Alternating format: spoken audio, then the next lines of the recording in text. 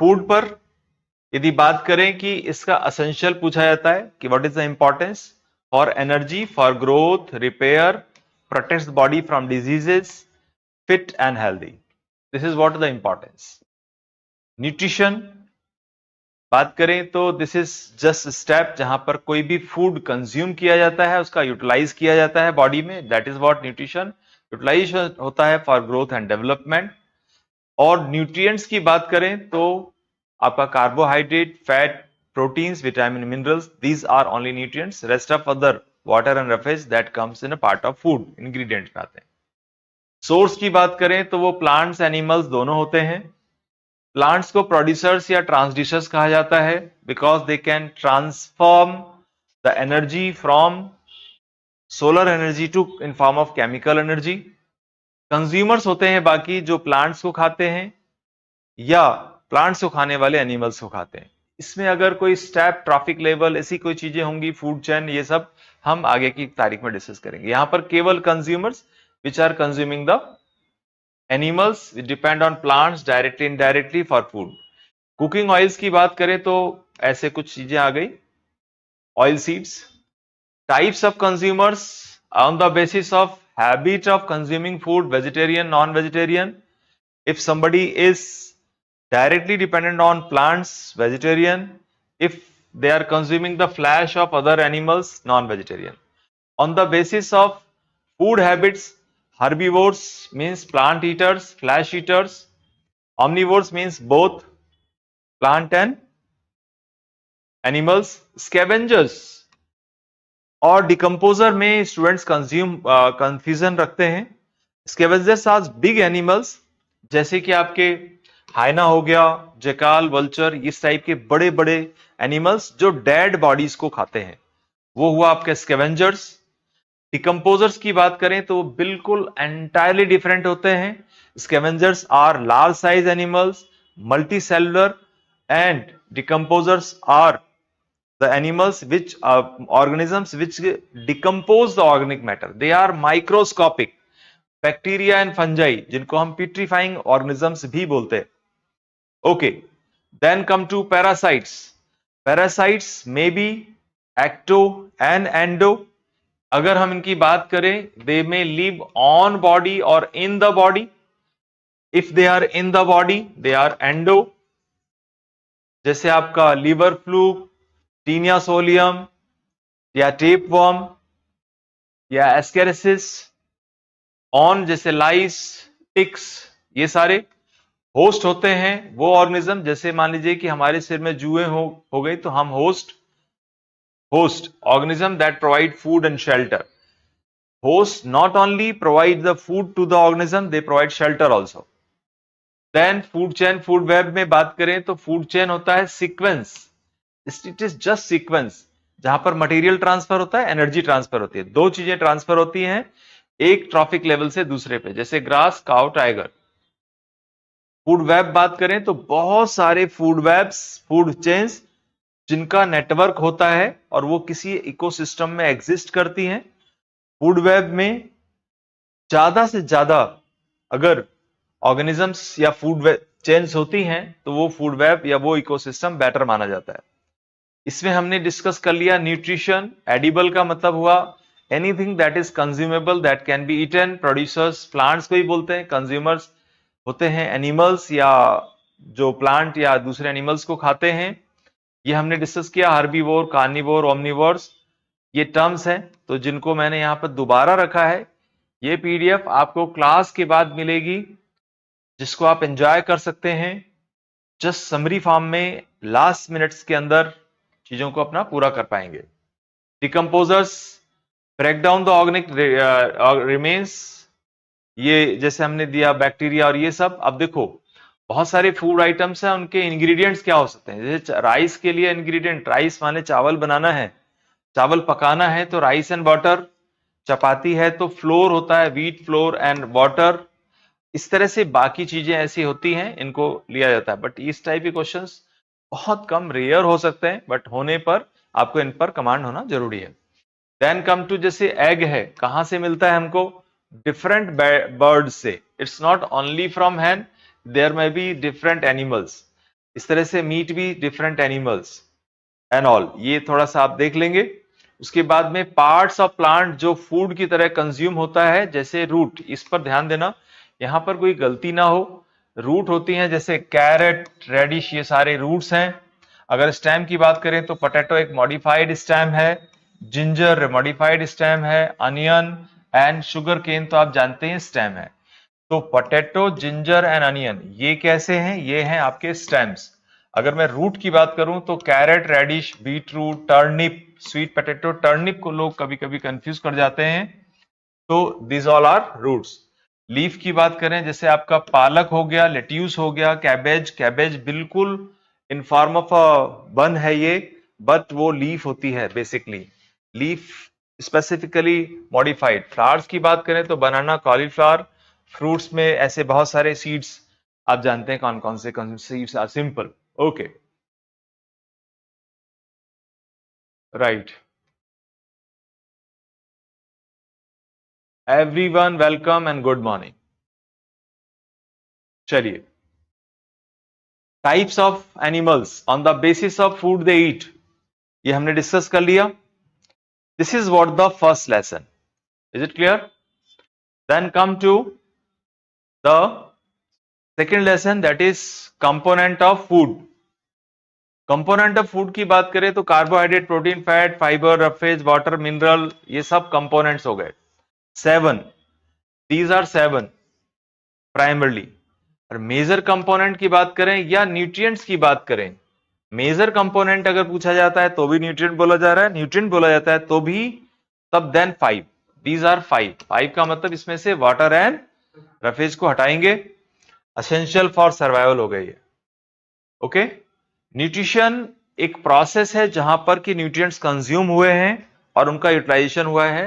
Nutrition में क्या क्या चीजें होती है? Intakement of food, digestion of food, absorption of digested food, assimilation and egestion of waste, ये होता है ये। So this is necessary for growth and this.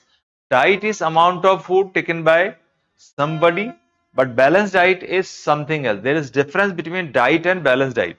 Okay, then come to balanced diet. Balanced diet जहां पर कि सारे के सारे न्यूट्रिएंट्स एसेंशियल अमाउंट में होते हैं। ये क्लास में फिर डिस्क्लेमर दे रहा हूं, ऐसे चलेगी 6 to 12, राइट? 6 to 12 चलेगी। बैलेंस डाइट का मतलब है सभी चीजें राइट अमाउंट में है। Obesity is a condition, state, disease नहीं है ओबेसिटी, कंडीशन है, स्टेट है। बहुत से हेल्थ की कंडीशन जो होती हैं उनको हम स्टेट बोलते हैं, कंडीशन बोलते हैं, उनको डिजीज नहीं बोलते। तो फंक्शन ऑफ वाटर, बॉडी का 70% वाटर होता है। This is for transportation, elimination of toxic waste material, body का टेम्परेचर और एसेंशियल पार्ट ऑफ ब्लड। आप जानते हैं ब्लड का एग्रीगेट में good proportion is the water only. इसके बाद में आ जाइए vitamin deficiency diseases, vitamin and deficiency diseases. तो विटामिन जो होते हैं they are required in very small amount but they protect against diseases. इनकी डेफिशिएंसी अगर हो जाती है बॉडी में तो डिजीज हो जाती है।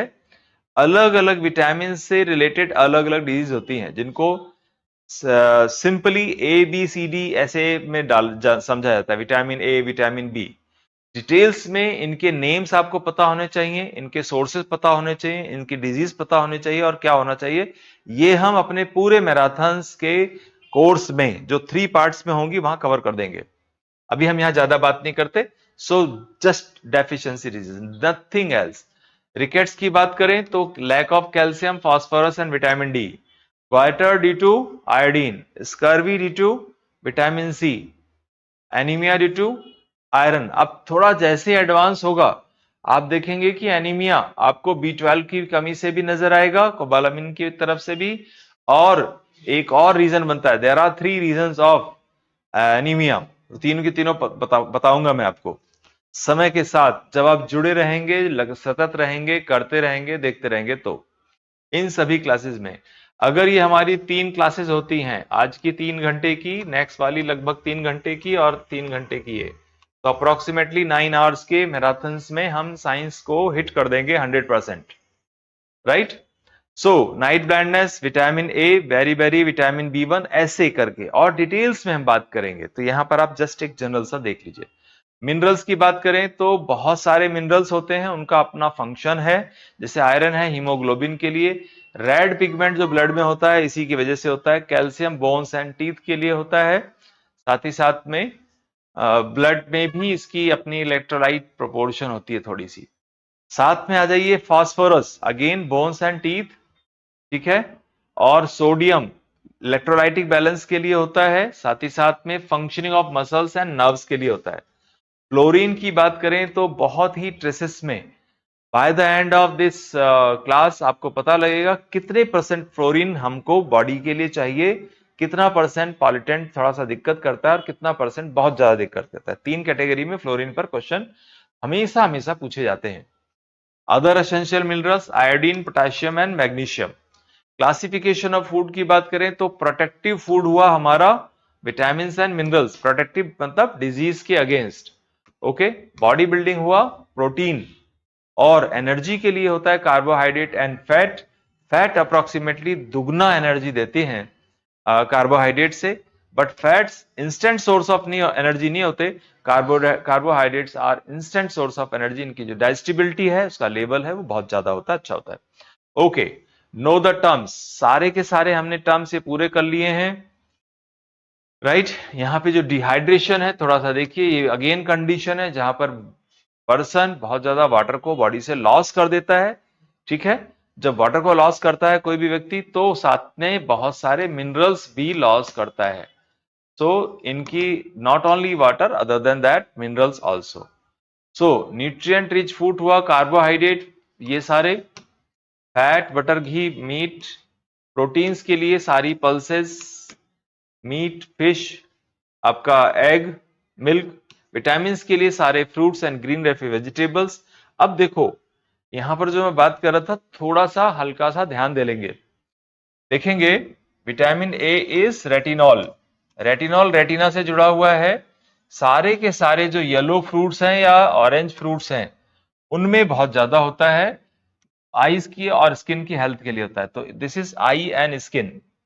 विटामिन B1 थायमीन, थायमीन की वजह से, थायमीन की कमी से जो डिजीज होती है, that is necessary for body growth, right. Vitamin B2 riboflavin maintain function of the nerves, and B12 produce blood cells in the bone marrow.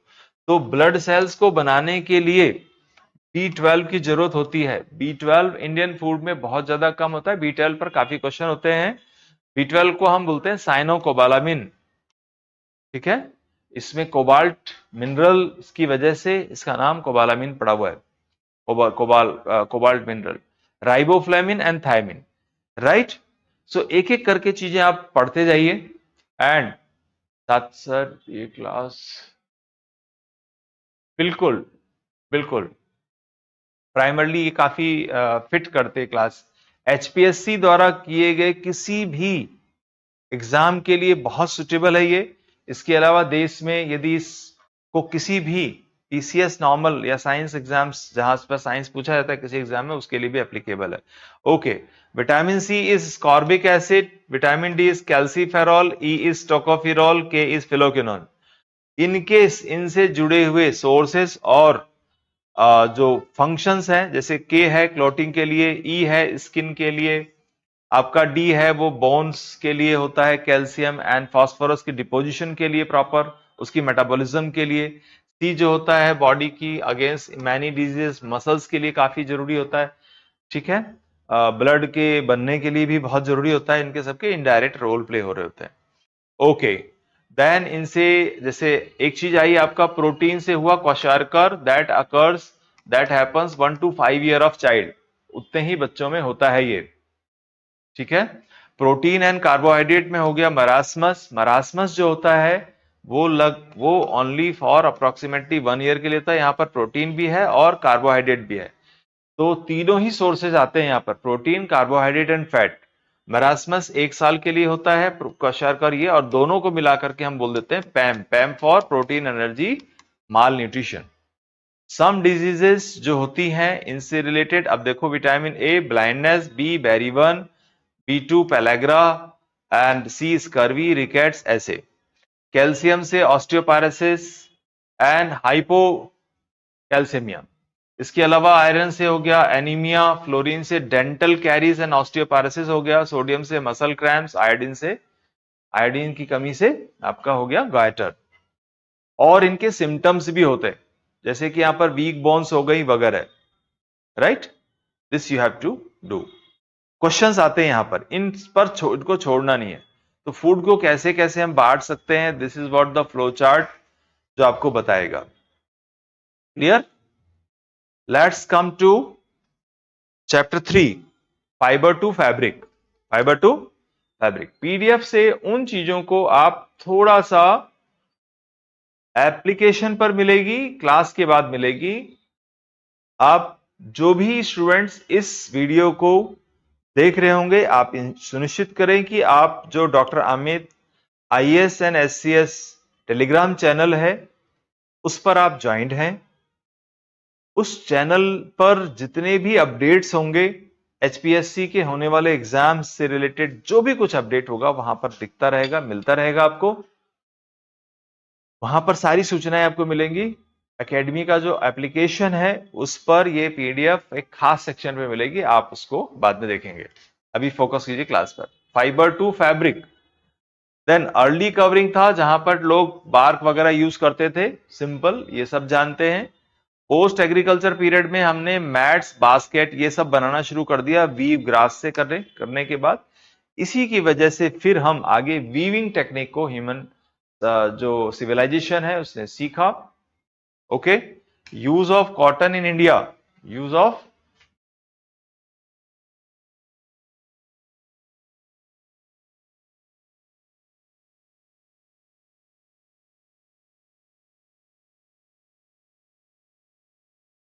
Okay, तो अपने हिसाब से सेट कर लीजिए। गैंगेटिक हमारा प्रोग्राम थोड़ा सा एक्सटेंडेड रहेगा, इसलिए हम बहुत सारी माइनर चीजों को केयर नहीं कर रहे होंगे वहां पर, जो आप पूछ रहे होंगे, जो आपके कमेंट्स में है, राइट। चलो, बट जरूरी बातों को केयर कर रहे होंगे। Okay, use of cotton in India.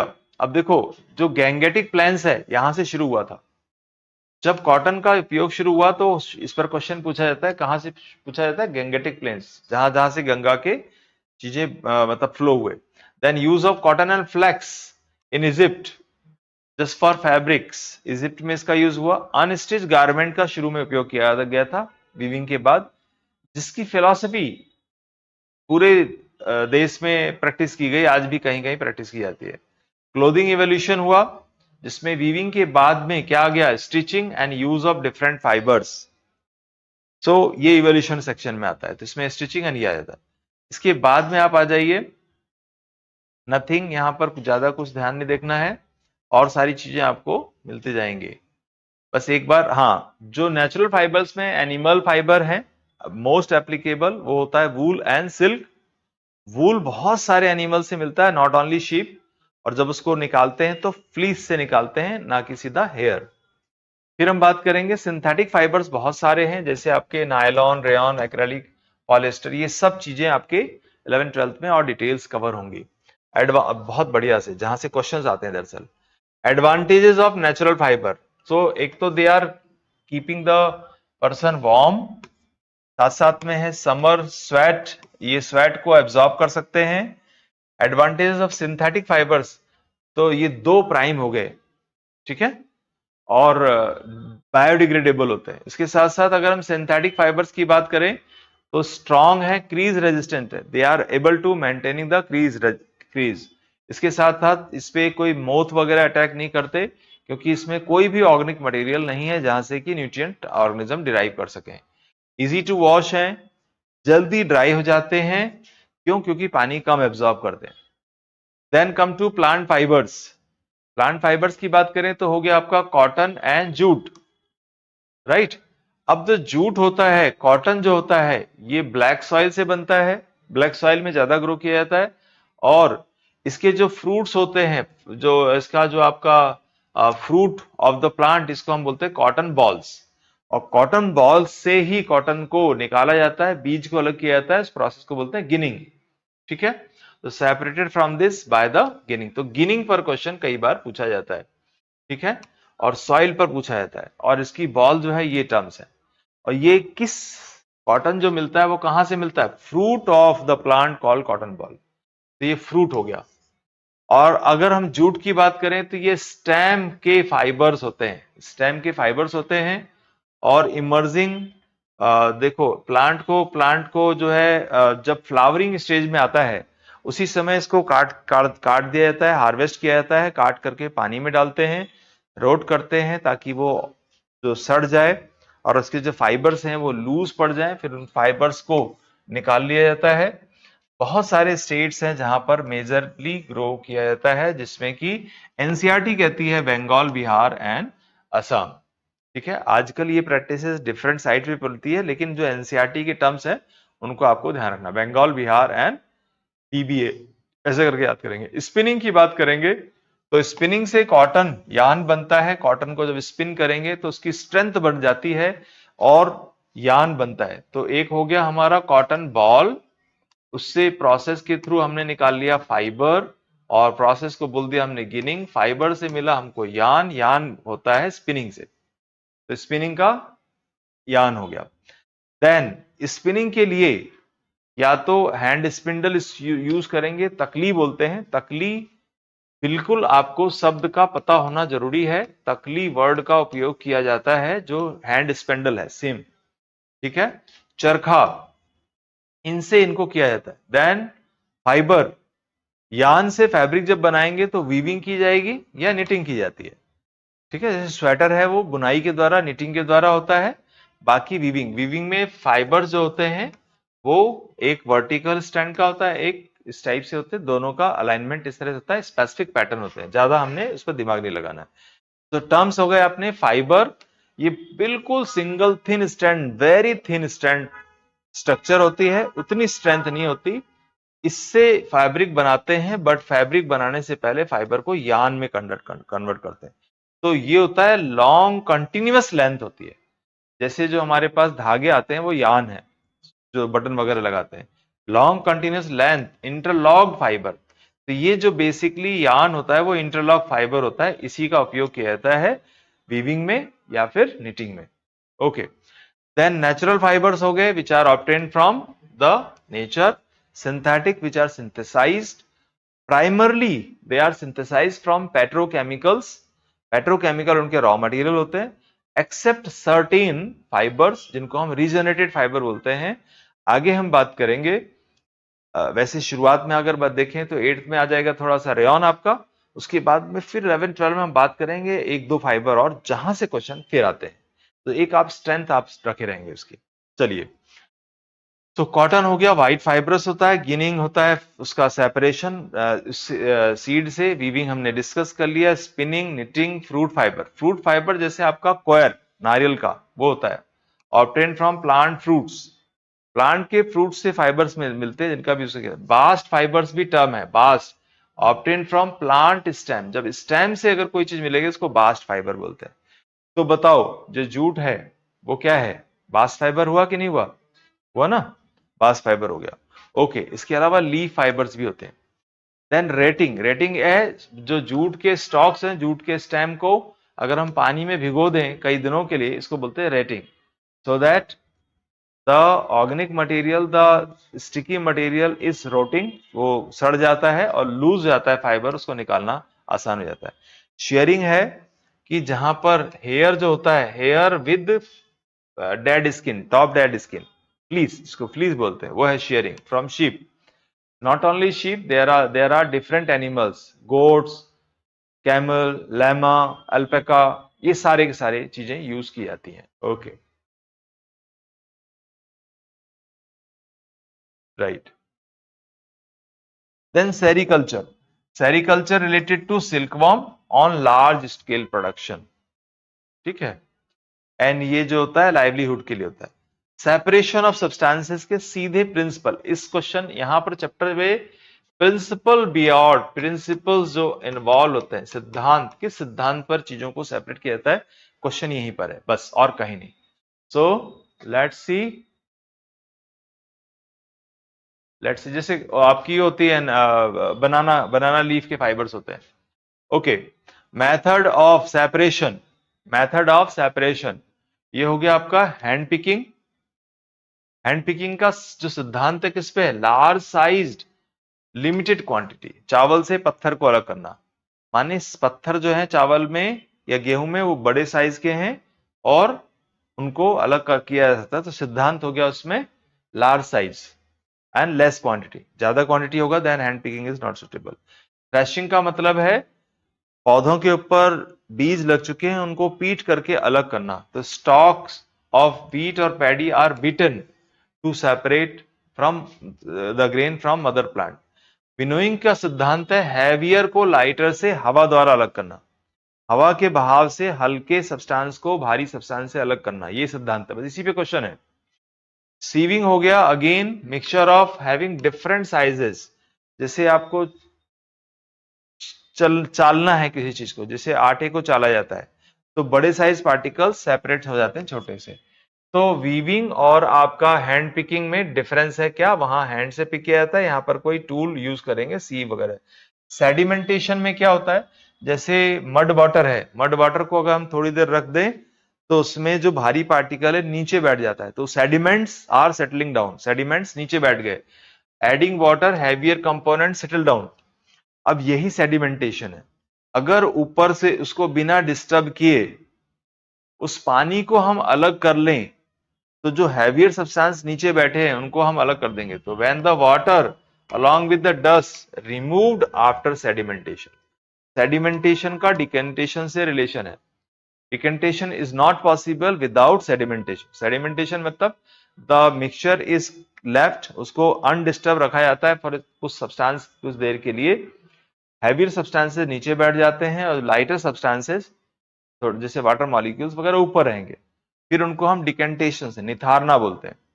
या फिर हम कर सकते हैं फिल्ट्रेशन। फिल्ट्रेशन में जैसे चाय की पत्ती को उबली चाय से सेपरेट करना, वो फिल्ट्रेशन होगा with the help of strainer और फॉर डिकेंटेशन। इसको भी ऐसे डिकेंटेशन से भी कर सकते हैं। इवेपोरेशन होता है process of conversion of water vapour below it's boiling point. Evaporation below boiling point होता है, तो बिलो बॉइलिंग पॉइंट यहां पर रोल प्ले करता है।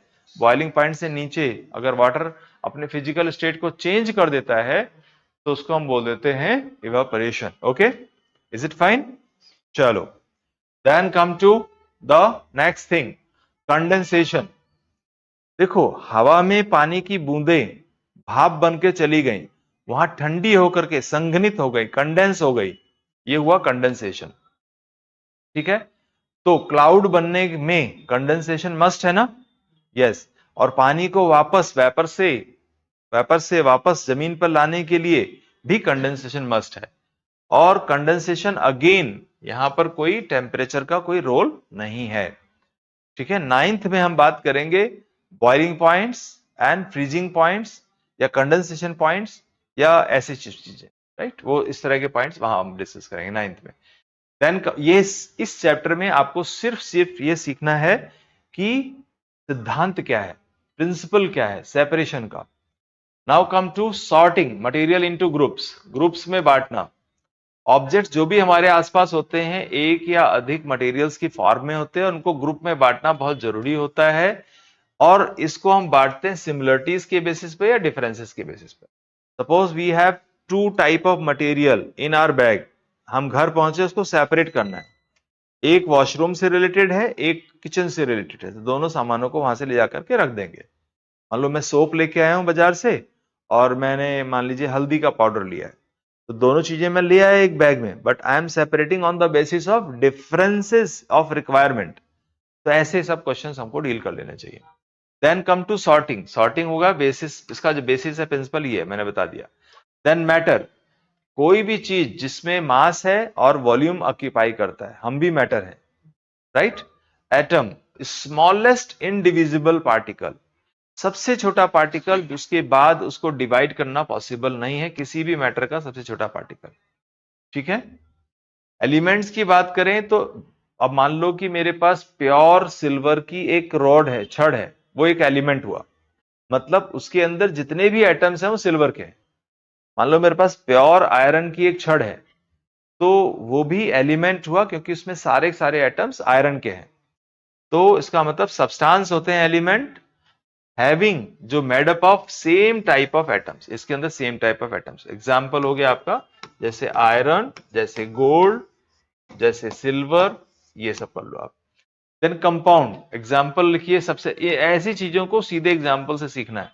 कंपाउंड, दो या दो से अधिक एलिमेंट्स जुड़ करके कंपाउंड बनाते हैं, फिक्स रेशियो में केमिकली कंबाइंड होते हैं। कंपाउंड के अंदर जितने भी एलिमेंट्स होते हैं वो अपनी प्रॉपर्टी नहीं शो करते, ये ध्यान देना है। लस्ट्रस, शाइनी, जो मटेरियल, अच्छा देखो सम मटेरियल्स आर लस्ट्रस, तो चमकीली चीजों को हम कैसे किनको बोलते हैं, जो लाइट जिस पे पड़ती है और वो लाइट्स को मैक्सिमम अंश तक उसको बाउंस बैक करा देते हैं, रिफ्लेक्ट कर देते हैं। ऐसे मटेरियल जो कंप्रेसिबल हैं सॉफ्ट कहलाए जाएंगे, तो इसका कंप्रेसिबिलिटी से रिलेशन है, hard and soft. Hard materials can not be compress, soft material can be compressed. Then come to soft, compress, hard can not be compress.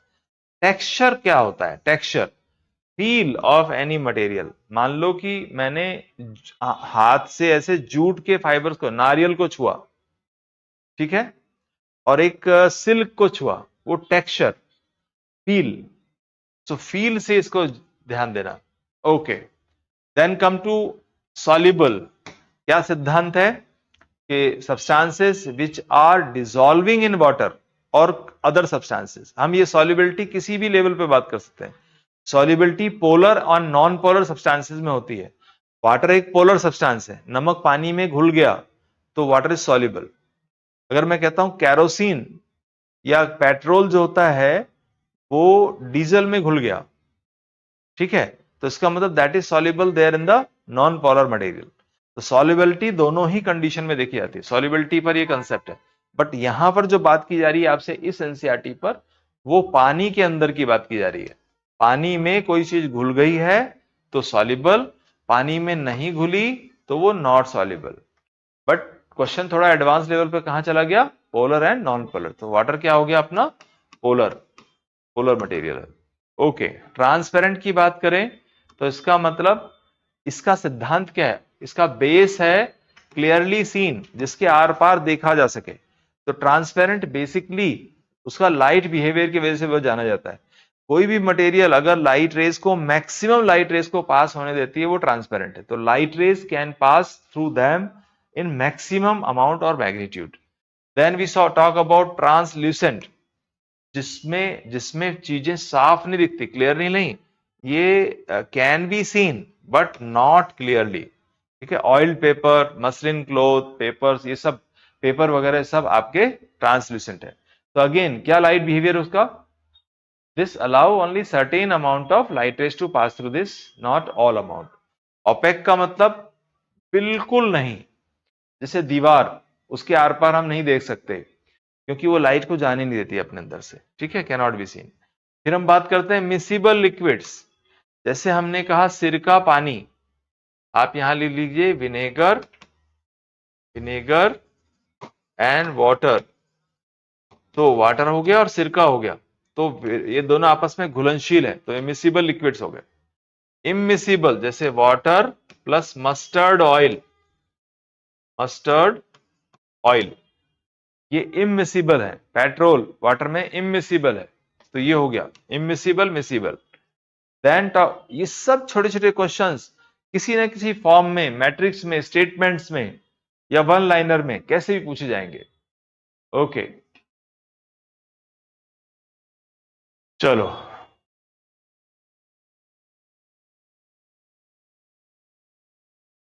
That's great. Okay, density, mass per unit volume, mass per unit volume हो गया density, density हो गया मास per unit. अब जानते हो आप density को हम कैसे लिखें, यहां पर D equal to M upon V। इसी रिलेशन में मास की यूनिट होती है किलोग्राम और वॉल्यूम की होती है पर मीटर क्यूब। ओके, तो यूनिट्स के साथ भी आपको देखना है, इसकी जो यूनिट होती है डिराइव्ड होती है। मेटल्स, जो heat, metals are good conductor, conductor की बात करते हैं। नॉन मेटल्स जो होते हैं वो गुड कंडक्टर नहीं होते हैं, एक्सेप्ट ग्रेफाइट। ओके, ये मटेरियल्स सभी स्टेट्स में मिलते हैं। तो हमने यहां पर देखा matter, lustre, texture, feel, soluble, insoluble, miscible. देखो इन्हीं टर्म्स को आप क्रॉस चेक करेंगे, क्या इनके सबके मीनिंग विद एग्जांपल क्लियर है कि नहीं है। अगर इन सबके इन टर्म्स के मीनिंग विद एग्जांपल आपको क्लियर है, you are having the concept. जो चीज मिसिंग लगती है उसी को होल्ड कर लेना है। ट्रांसलेशन का देखो एमसीक्यू में हमें ज्यादा दिमाग नहीं लगाना, एमसीक्यू में सिर्फ हमारे पास कंसेप्ट होना चाहिए, क्वेश्चंस को बड़े ध्यान से पढ़ना है, ठीक है। तो ट्रांसलेशन के अगेन एक तो हुआ कि हमने दिख रहा है, कैसे दिख रहा है, ये हो रहा है, और इसका बिहेवियर कैसा है, बिहेवियर पर क्वेश्चन पूछे जाते हैं। So this is how things are classified, transparent, opaque and translucent. अगर हम इसको बात करें तो कंडक्टर्स होते हैं, नॉन कंडक्टर, ऐसे आप फ्लो चार्ट्स बना सकते हो, ठीक है। That is all about lesson 5। Okay, can we come on 6? ठीक है, जो 6 लेसन है वो है चेंजेस अराउंड अस।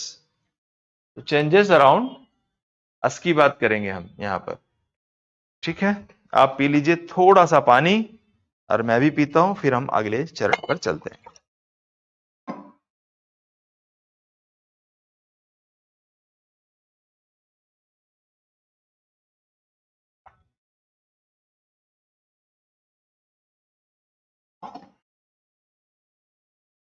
एक रिक्वेस्ट, टाइम को बैलेंस करने के लिए हम करेंगे कुछ पोर्शन का स्किपिंग। ओके, चलो, मतलब जहां जरूरत होगा उतनी बात करेंगे। तो हमारा टॉपिक है चेंजेस अराउंड अस, और इसमें सबसे खास बात कुछ ही होती है, जैसे physical and chemical change, temporary and permanent change, periodic, non periodic, slow fast, reversible, irreversible, इन्हीं सब चीजों पर आपको ध्यान देना है। तो रिवर्सिबल चेंज, जैसे रबर को आपने खींचा छोड़ दिया, मतलब सब्सटेंस को या पोजीशंस को रिकवर कर लेना ओरिजिनल उसी फॉर्मेट में जैसे वो है।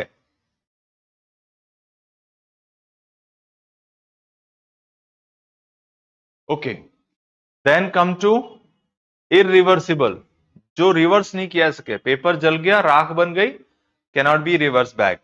चावल पक गया, अब उससे वापस कच्चे चावल नहीं बनाए जा सकते। हीटिंग का इफेक्ट, अगर किसी सब्सटेंस को हीट करेंगे एक्सपैंड करेगा, तो एक्सपेंशन के क्वेश्चंस होते हैं अपने, वो अपने एक किसी खास दर से बहता बढ़ता है, और अगर कूल करेंगे, रिवर्स करेंगे तो कॉन्ट्रैक्शन हो जाएगा, ठीक है। अब हम बात करेंगे, अब जैसे आयरन ब्लेड, ये बस एग्जांपल नहीं यहां पर, ठीक है। हीटिंग वैक्स मेल्ट हो गया, मेल्टिंग जो है रिवर्सिबल केस होता है।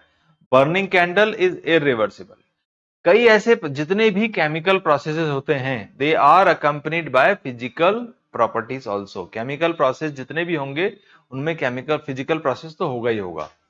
तो फिजिकल एंड केमिकल चेंजेस की बात करें कि यहां पर फिजिकल प्रॉपर्टी चेंज हुई है, जैसे कि कोई सब्सटेंस नया नहीं बना, सब रिवर्सिबल होते हैं, जैसे मेल्टिंग आइस। केमिकल, यहां नया सब्सटेंस बना केमिकल चेंज में with new properties. Okay, digestion हो गया, राइपनिंग ऑफ फ्रूट्स, अब मान लो कि आम पक गया, अब उससे हम कच्चा आम चाहें नहीं होगा, ठीक है। तो हमारे पास टर्म्स हो गए reversible, irreversible, physical, chemical. Evaporation हम पहले डिस्कस कर चुके हैं, conversion of that, condensation discuss कर चुके हैं, ये बात आप बताते चलेंगे। मेल्टिंग हम जानते हैं, सॉलिड टू लिक्विड हुआ, इसके बाद हम करेंगे expansion and contraction, that's it. Okay, come to getting to know plants. Plants को जानो, प्लांट्स पर क्या क्या क्वेश्चन आते हैं। प्लांट्स पर मॉर्फोलॉजी आती है, एनाटॉमी आती है, डिटेल्स आते हैं और क्लासिफिकेशन आती है। डिटेल्स आती है और क्लासिफिकेशन, डिटेल्स मतलब different physiological processes and the classification. Classification को हम 9th में करेंगे, और मॉर्फोलॉजी थोड़ी बहुत यहां हल्की फुल्की जान जाओगे आप। जैसे कि अगर मैं बात करूं कि प्लांट्स को यदि हम ऐसे कैटेगराइज करना चाहें, herbs, shrubs, trees, climbers and creepers. तो हर्ब्स हो गई छोटी छोटी घासें, या जैसे कि आपके व्हीट, पैडी, इसमें प्लांट्स हैं छोटे और सॉफ्ट स्टेम, स्टेम इसके बिल्कुल भी हार्ड नहीं है। श्रब्स में स्टेम थोड़े से कैसे हुए, यहां पर थिन ब्रांच होते हैं बट स्टेम थोड़े हार्ड होते हैं, थिन होते हैं, और मीडियम प्लांट्स होते हैं। यहां पर जो ब्रांच होती है श्रब्स पे, जैसे आपका रोज लेमन्स, वो बेस ऑफ द स्टेम से ही निकलने शुरू हो जाते हैं। ट्रीज की बात करें तो इनके भी स्टेम हार्ड होते हैं, वुडी होते हैं, और ये मीडियम साइज है, ये लार्ज साइज के होते हैं। यहाँ पर जो ब्रांचेज आती हैं वो थोड़ा सा हाइट पर आती हैं, ठीक है। तो ये सारे, तो एक तो ये देखोगे आप examples. Then climbers and creeper में स्टूडेंट डिफरेंस नहीं कर पाते ठीक से। क्लाइंबर्स का मतलब ही है ऊपर उठने वाले, इनका स्टेम वीक है, आदत ऊपर जाने की है, ठीक है। क्रीपर का मतलब है इनके स्टेम भी वीक है, इनको ऊपर जाने का कोई चॉइस नहीं है। तो वीक स्टेम जैसे आपका मनी प्लांट होता है, गॉड वो करेला, अब ये क्लाइम यूजिंग सपोर्ट, ठीक है। इनमें टेंड्रिल्स होते हैं, इनमें क्या होते हैं, कुछ टेंड्रिल्स होते हैं, कुछ ऐसी स्ट्रक्चर्स होती हैं उसकी बाहरी वाली लेयर से, एपिडर्मिस से, मतलब जो एक्सटर्नल जो उसका स्ट्रक्चर है उस पे हम उसकी, मैं उसकी टर्मिनोलॉजी पे अभी नहीं जा रहा। क्लाइंबर्स, क्रीपर की बात करेंगे, ये भी weak stem but spread on the ground, parallel to the ground, इन दोनों में ये डिफरेंस है। रूट की बात करें तो टैप एंड फाइब्रस। टैप जो होता है वो कैसा है, one main root with branches, गहरे जाते हैं, they go deep, they doesn't go deep, fibrous doesn't go deep, and then cluster of thin roots, ये just base of the stem से ही thin fibers निकल जाते हैं। ये हो गया आपका व्हीट मेज, ये हो गया कैरेट रेडिश। आगे चल के धीरे धीरे पढ़ोगे कि जो टैप रूट होता है उसका रिलेशन लीफ वेनेशन से होता है। तो लीफ वेनेशन की बात करें तो यहाँ पे रेटिकुलेट, यहाँ पे रेटिकुलेट वेनेशन होता है। और टैप रूट वाले बीज कैसे होते हैं, अक्सर डायकॉट्स होते हैं, डायकॉटिलेडन्स। डायकॉट्स का मतलब डायकॉटिल, इनके दो, जैसे मूंगफली दो बीज पत्र, चना दो बीज पत्र, तीन चीजों से ये रिलेट करता है। इसकी जड़ें होती हैं ऐसी, primary root is thin and thick and deep, branches होती है सेकेंडरी रूट्स, इनकी जो लीफ होती है उसमें नेटवर्क वेनेशन होता है, डायकॉट्स होते हैं, इनके बीज में दो पत्र होते हैं, बीज के डायकॉट्स होते हैं। सारे के सारे जो पल्सेस हैं, जो ऑयल सीड्स हैं, वो यहाँ आते हैं। इस पर क्वेश्चन बनता है। फाइब्रस रूट्स की बात करें तो थिन रूट्स होती हैं जैसे व्हीट और इसकी, इनकी जो लीफ है, इनकी लीफ कैसे होगी, पैरेलल, पैरेलल वेनेशन हो गया इसमें, पैरेलल वेनेशन। ओके, इसके अलावा जो इनके ये कैसे होंगे, मोनोकॉट्स, ये होते हैं। Done. Then come to functions. ये आपका hold plant in soil, root की बात चल रही है। प्लांट को एंकरिंग करेंगे, वाटर मिनरल दोनों को ऑब्जर्व कराएंगे, और सॉइल इरोजन को भी बचाते हैं नेचर में। एनवायरमेंटल बेनिफिट इनका ये है कि they prevent soil erosion. Modified roots होती हैं जैसे स्टोरेज, जैसे टर्निप, रेडिश, सपोर्ट वाला होता है जिनको हम प्रॉप रूट्स भी बोलते हैं। बैनियन ट्री में भी होता है, और गन्ने में होता है, मेज में होता है। इसका एक तो पर्पस है सपोर्ट, और दूसरा है get, they need extra oxygen, they need extra oxygen, they are observing from air, ऐसे करके करते हैं। ओके, फिर स्टेम की बात करते हैं। Link between roots, leaves and flowers, ये स्टेम है। स्टेम जो होता है aerial part of the plant है। फंक्शंस होता है वाटर एंड मिनरल्स को अपवर्ड कैरी कराता है और ट्रांसपोर्ट करता है लीव तक, सब ब्रांचेस और फ्लावर्स इन सबको सपोर्ट करता है। मॉडिफाइड स्टेम की बात करें तो पोटैटो स्टेम है, जिंजर स्टेम है, कैक्टस स्टेम है। इस पर अक्सर गलती कैंडिडेट्स कर जाते हैं, ठीक है। तो मॉडिफाइड स्टेम हो गए। Tuber, rhizome. कैक्टस एक विशेष टाइप का पौधा है जो ज़ैरिक प्लांट्स में देखा जाता है। जो प्लांट्स होते हैं आपके मरुस्थलीय, उनमें होता है, और जैसे आपकी हथेलियां होती हैं हमारी, वैसे फोटोसिंथेसिस के लिए मॉडिफाइड है। लीफ की बात करें तो पार्ट्स है इसके lamina, petiole, midrib, veins. Lamina माने लीफ ब्लेड, लीफ का जो बड़ा सा हिस्सा है वो लैमिना है। पिटियोल माने उसका जो तंतु है, ये जो स्टेम से जुड़ा हुआ पिटियोल है, और इसके अंदर वेन्स है, वेन्स के आधार पर ही वो रेटिकुलेट या पैरेलल होते हैं। वेनेशन की बात करें तो ये हमने डिस्कस कर लिया। फंक्शन फोटोसिंथेसिस, ट्रांसपोर्टेशन होता है इसका। फ्लावर्स की बात करूं तो पार्ट्स कौन कौन से हैं, सेपल्स, कलर क्या होता है सेपल्स का, ग्रीन, और ये बर्ड को प्रोटेक्ट करते हैं। कभी कभी सेपल्स पर्सिस्टेंस होते हैं, पर्सिस्टेंट होता है, क्वेश्चन पूछा जाता है किसी, जैसे टमाटर के ऊपर सेपल्स, कभी कभी वो ढेपी उसकी उसकी जो पिटियोल है वो जुड़ी रह जाती है और उसमें 5 ऐसे ग्रीन ग्रीन से स्ट्रक्चर्स दिखते हैं। बैंगन के ऊपर तो चिपका ही हुआ आता है, वो हटता ही नहीं कि कुछ कर लो, काट के हटाना पड़ेगा। परसिस्टेंट सेपल्स बोलते हैं, ठीक है। अगर वो 5 है संख्या में तो पेंटा मैरस स्ट्रक्चर होती है, ऐसे में उनकी पंखुड़ियां, उनकी सेपल्स भी 5-5 होती हैं लगभग, ठीक है। पेंटामेरस फ्लावर एंड सेपल्स दोनों ही काफी पॉपुलर मतलब मॉर्फोलॉजी जानी जाती है। ओके, पेटल्स की बात करते हैं तो ये कलर होते हैं, कलर्ड है तो स्टेम को इंसेक्ट्स को अट्रैक्ट करेंगे, अगर कलर्ड नहीं है तो वो इंसेक्ट्स को अट्रैक्ट नहीं करेंगे। स्टेमन्स इसके मेल पार्ट को बोलते हैं और इसके 2 हिस्से हैं, एंथर और फिलामेंट, ए और बी, ठीक है। इस तरह से होता है एंथर, ये है फिलामेंट, ये एंथर। एंथर ही ये वो हिस्सा है जिससे पॉलन ग्रेन्स निकलते हैं जो कि मेल गैमेट है। पिस्टिल की बात करें तो कार्पल होता है, पिस्टिल, पिस्टिल क्या है, कार्पल होता है।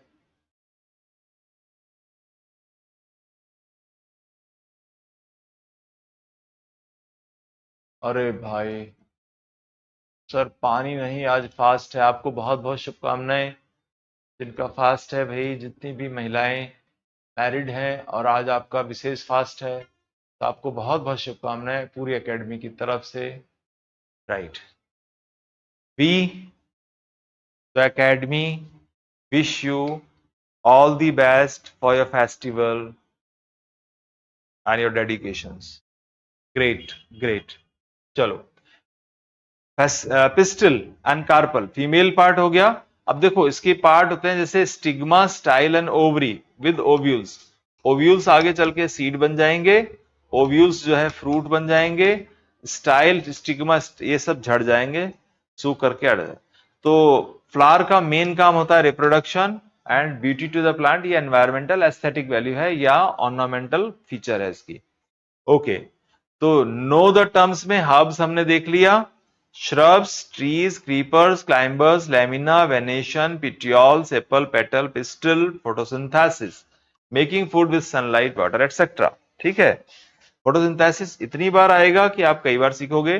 स्टोमेटा, लीफ के अंदर पोर्स होते हैं जहां पर गैसेस एक्सचेंज होता है, लीफ के निचली सतह पर बहुत ज्यादा संख्या में होते हैं। पॉलिनेशन का मतलब है एंथर जब मेच्योर होता है अपने अंदर से पॉलन ग्रेन्स उसमें फूटते हैं और वो बाहर ट्रांसफर करता है। तो pollination is transfer of pollen grain from anther to stigma either by means, चाहे वो वाटर के थ्रू होगा, चाहे वो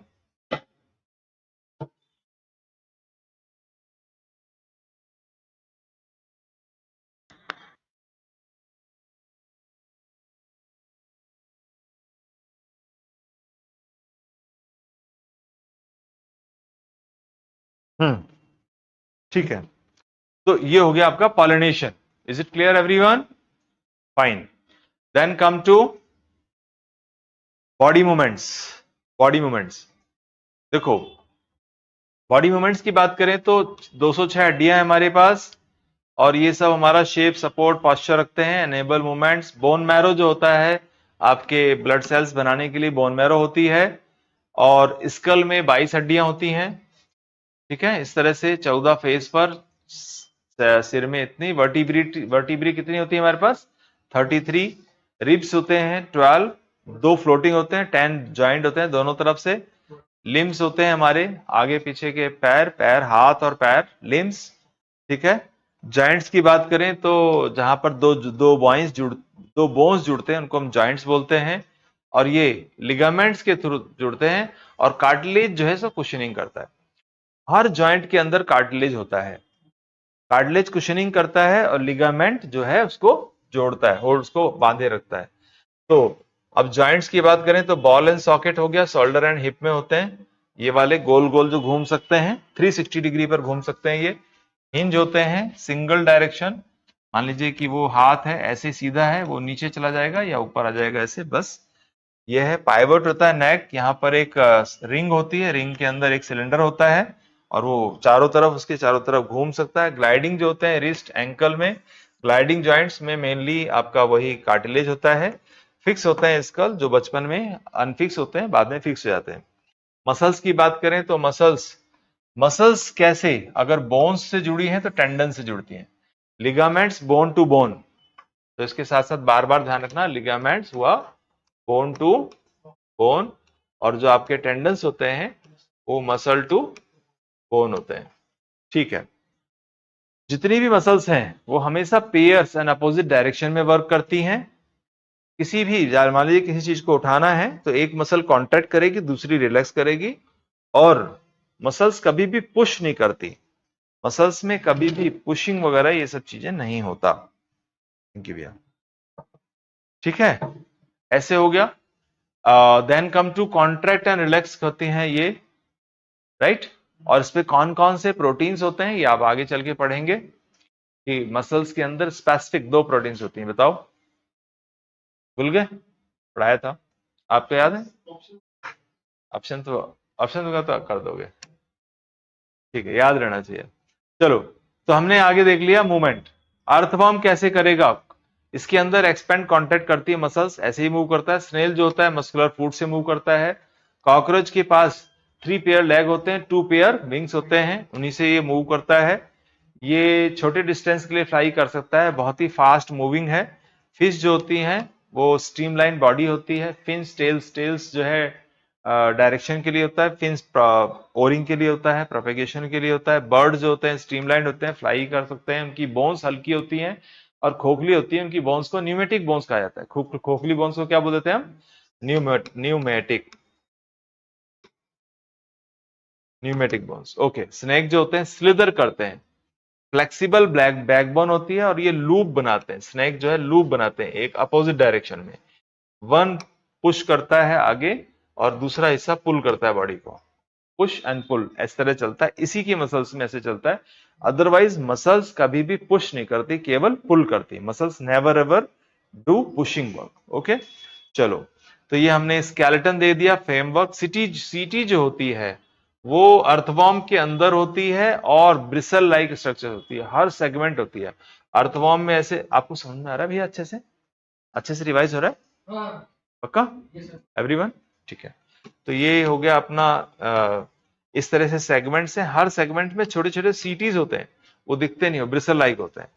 स्कल हमने डिस्कस कर लिया, रिब केज डिस्कस कर लिया। रिब केज जो होता है वो बॉडी के अंदर के जो डेलिकेट ऑर्गन्स हैं उनको सुरक्षित करता है। लिगामेंट्स जो होते हैं वो बोन्स को बाइंड करते हैं। कार्टिलेज जो होते हैं सॉफ्ट टिश्यू कुशनिंग जॉइंट्स करने के लिए होते हैं। टेंडन जो होते हैं वो कनेक्ट मसल्स टू बोन।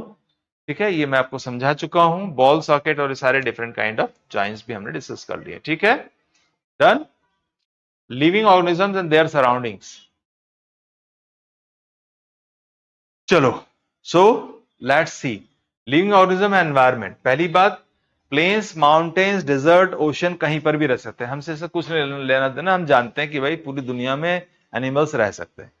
जिस समय हम मैराथन कर रहे होते हैं, जिस समय फास्ट रिवीजन कर रहे होते हैं, ऐसे वेग स्टेटमेंट्स को देखो, पढ़ना स्कैन करना जरूरी है, बट ऐसे वेग स्टेटमेंट हटा देते हैं। Okay, all living organism need food and material from the surrounding to survive, तो ये भी हम जानते हैं, दिस इज सिंपल। नाउ ये हो गया आपका एडेप्टेशन। अब देखो, एडेप्टेशन का मतलब, मछलियां पानी में रह सकती हैं और हम जमीन पर। हम पानी में नहीं रह सकते, मछलियां यहां नहीं रह सकती। तो कौन सी ऐसी बॉडी की कैरेक्टरिस्टिक है जो लाखों सालों में, हजारों लाखों सालों में डेवलप हुई है ग्रेजुअली? एडेप्टेशन किसी भी ऑर्गेनिज्म में कई हजार सालों में डेवलप होता है, धीरे धीरे करके। तो वो जो है ऐसे फीचर्स जो ऑर्गेनिज्म को किसी पर्टिकुलर कंडीशंस में या जो हैबिटेट में सरवाइव करने के लिए हेल्प करता है, तो एडेप्टेशन। एडेप्टेशन को अलग से समझना चाहिए, ये स्पेशल फीचर्स होते हैं that help organism to survive in particular habitat. तो यहां से क्वेश्चन होता है। देन हम बात करते हैं एनवायरनमेंट जो होता है वो सारा का सारा नॉन लिविंग होता है, जैसे हवा, पानी, मिट्टी विट्टी, ये सब। इकोलॉजी जो होता है वो रिलेशनशिप बताता है, किसकी? लिविंग की नॉन लिविंग के साथ, या नॉन लिविंग की लिविंग के साथ, बस यही इकोलॉजी है। ठीक है, स्टडी ऑफ रिलेशनशिप। एक होता है इकोलॉजी, एक होता है इकोसिस्टम। इकोसिस्टम में इंटरेक्शन होता है, और ये क्या होता है? इकोलॉजी। लॉजी माने स्टडी, है ना। किसी भी सिस्टम को, इकोसिस्टम को स्टडी करना, वो है इकोलॉजी। तो क्वेश्चन दोनों पूछे जाते हैं, इकोलॉजी क्या है और इकोसिस्टम क्या होता है। ओके, इकोसिस्टम का मतलब इंटरेक्शन, इस इंटरेक्शन को स्टडी करना ही इकोलॉजी है। ओके, बायोटिक की बात करें तो all living beings, all non living beings. Habitat की बात करें जहां पर कोई भी एनिमल रह सकता है, ग्रो कर सकता है, ब्रीड कर सकता है और अपने किसी भी लाइफ स्टेज को पूरा कर सकता है, वो हैबिटेट हुआ। जहां पर उसको पर्याप्त खाना भी मिलता है, वो हैबिटेट हुआ। ठीक है, ऐसे नहीं कि हम पानी में चले जाएं और वहां पर हम कुछ दिनों के लिए व्यवस्था ऑक्सीजन वगैरह लेकर के, तो हमारा हैबिटेट नहीं हुआ। टाइप्स हुए टेरेस्ट्रियल, मतलब सारे के सारे लैंड वाले, एक्वेटिक सारे वाटर बॉडी वाले, इसमें हमने कुछ नहीं देखना है। एम्फीबियंस, टोड्स, फ्रॉग्स तो जानते ही हो आप, टोड्स भी ऐसे एनिमल्स जो, जिनको क्या चाहिए, live on land and water both. इनकी जो लाइफ साइकिल होती है किसी किसी की, वो वाटर पे भी एंड लैंड दोनों पे डिपेंड करती है। और इनके अंदर वो सारे के सारे रेस्पिरेशन और सब चीजों के जो फिजियोलॉजिकल प्रोसेस सबके फीचर्स होते हैं। एरियल ऑर्गेनिजम्स वो हुए जो हवा में हुए, जैसे बर्ड्स। ठीक है, aerial birds spend much time in air, aerial habitat.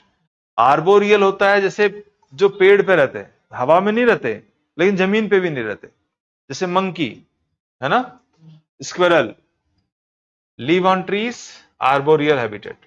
कभी कभी मनुष्य भी ऐसा हो जाता है, थोड़ा सा हवा में आने की कोशिश करता है, मनुष्य भी आर्बोरियल होने की कोशिश करता है।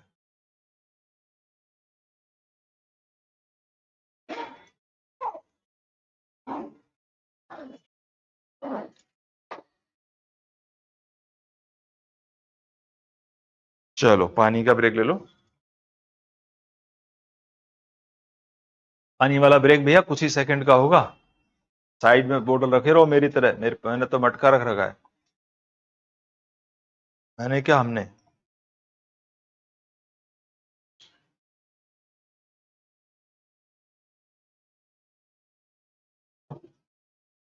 चलते आगे। तो आर्बोरियल ऑर्गेनिजम्स हो गए, आगे चलते हैं एडेप्टेशन ऑफ हैबिटेट्स। ठीक है, अब डेजर्ट हैबिटेट में क्या होगा, रेनफॉल स्कैंटी है। और जब हम बात करते हैं स्कैंटी रेनफॉल, तो उसका क्या मीनिंग है, less than 25 centimetre in a year, है ना। Hot days and cold nights होती हैं इनकी, क्योंकि लैंड का क्या स्वभाव है, जमीन का क्या स्वभाव है, गर्मी में, सॉरी, गर्मी मिलते ही, सूर्य का ताप मिलते ही गर्म तेजी से जाते हैं, उतने जल्दी ठंडे भी जाते हैं। उनकी स्पेसिफिक हीट कैपेसिटी कम होती है, पानी की बहुत ज्यादा होती है। इवन पानी की स्पेसिफिक हीट कैपेसिटी सबसे ज्यादा होती है दुनिया में, जो नॉन नेचुरल सब्सटेंसेज है उनमें। डेजर्ट प्लांट एडेप्टेशन की बात करते हैं, तो इनके रूट सिस्टम बहुत ज्यादा डेवलप होते हैं। यहाँ कैक्टस जो कि मॉडिफाइड स्टेम है, वो फोटोसिंथेसिस करता है, प्लांट पे वैक्सी कोटिंग होती है। अब जो वैक्सी कोटिंग होता है, जैसे हम सर्दियां आ रही हैं तो वैक्स वैक्स लगाएंगे, वैसलीन लगाएंगे ताकि बॉडी का मॉइस्चर बाहर न जाए। तो वैक्सी कोटिंग का एक ही काम है, ठीक है, ताकि जो पानी है इसमें, इसको बाहर ना जाने दे, वैक्सी का यही काम है। ये से क्वेश्चंस आते हैं छोटे छोटे छोटे छोटे, आप सब निपटा दोगे पक्का। चलो, then desert animal adaptation, rats and snakes live in burrows to escape heat. अब ये रात में ही एक्टिव होते हैं, दिन में तो आते ही नहीं, इनके पैर छोटे हैं या जमीन पे रेंगते हैं। दे ऑल आर नॉकटर्नल, निशाचर। ठीक है, कैमल के पैर लंबे लंबे होते हैं, वो शिप है, ड्रिंक बहुत ज्यादा पानी ड्रिंक कर सकता है, बहुत, इसकी बहुत थिक स्किन होती है, ऐसी कुछ बातें कैमल के बारे में जान लीजिए। Okay, then come to mountain habitat. किसकी बात आ गई, माउंटेन हैबिटेट। तो आपने देखा माउंटेन में polar regions covered with snow, mountain में पोलर होता है। देन माउंटेन प्लांट एडेप्टेशन की बात करें, कॉनिकल स्नो स्लाइड के लिए निडल लाइक लीव्स होती हैं। माउंटेनियस प्लांट्स की जो लीफ है वो मॉडिफाइड लाइक निडल, निडल का मतलब कोई शेप नहीं है, उनको चारों तरफ से बर्फ होना है, स्नो पड़ना है, so that can slide very easily, that's why इसकी ऐसी होती है। और इनकी कोटिंग होती है वैक्सी। भले बर्फ बहुत है वहां पर पानी बहुत कम है, पानी की मात्रा उनको कम मिलती है। ठीक है, माउंटेन एनिमल, अब देखो हाइबरनेशन होता है इसमें, mountain animal adaptation, undergo long sleep in winter, hibernation, जैसे चिपली है हाइबरनेट करती है ज्यादातर। Very nice. तो ज्यादातर जो एनिमल्स होते हैं कौन से, कोल्ड ब्लडेड, जो हाइबरनेट कौन से करते हैं ज्यादातर, कोल्ड ब्लडेड। कोल्ड ब्लडेड का मतलब होता है इनका जो ब्लड है वो सराउंडिंग के टेम्परेचर के हिसाब से टेम्परेचर बढ़ता करता रहता है। हम लोग कोल्ड ब्लडेड नहीं, हम वार्म ब्लडेड है, ठीक है। Other habitats, grass lands rich, grass land में बहुत सारा फ्लोरा फाना है, बहुत एनिमल्स हैं। ओशियंस जो होता है मैरीन वाटर हैबिटेट है, ये सारे फ्रेश वाटर है। फ्रेश वाटर कम मात्रा में है, 97% वाटर किस में है, मैरीन है, और 3% वाटर इन सब में है, ठीक है। प्लांट्स भी है including plants. Aquatic plants grow in water, categorise into free floating, partly submerge, completely submerge. ये किस बात पे डिपेंड करता है कि ये कैसे सबमर्ज रहेंगे। देखो फ्री फ्लोटिंग होते हैं जैसे लोटस, उनकी पत्तियां बड़ी बड़ी होंगी, है ना, और उनमें स्पॉन्जी टिश्यूज होंगे।